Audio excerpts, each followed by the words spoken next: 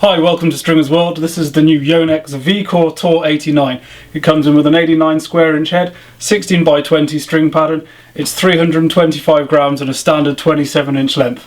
This racket plays a lot bigger than the head size would suggest. It's got a very big open forgiving sweet spot for 89 square inches, and you could actually think you were hitting with more like a 95.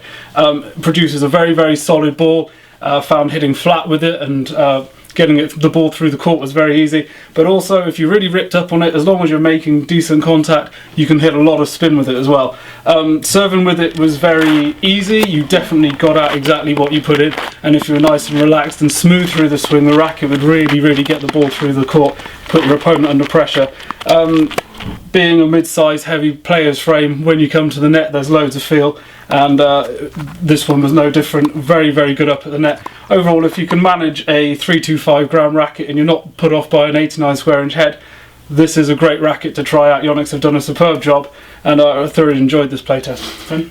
And as John said at the beginning, it doesn't play as though it's an 89. What they've done is shorten the length of the string bed rather than the width. So with most mid rackets, what they'll do is they'll shrink the overall size, whereas with this they've kept somewhat a wider string bed but shortened it. So the throat may look a little bit longer, but it allows the racket to play more like a 95 whilst retaining the control of a smaller headed racket as it's being an 89.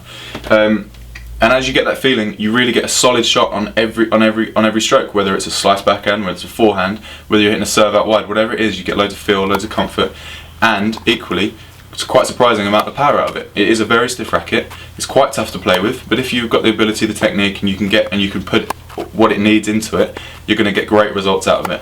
Up at the net, really enjoyed this racket. Punches, volleys, like I haven't played with a racket like this for quite some time. Overall, a really solid racket, but a tough racket to be playing with.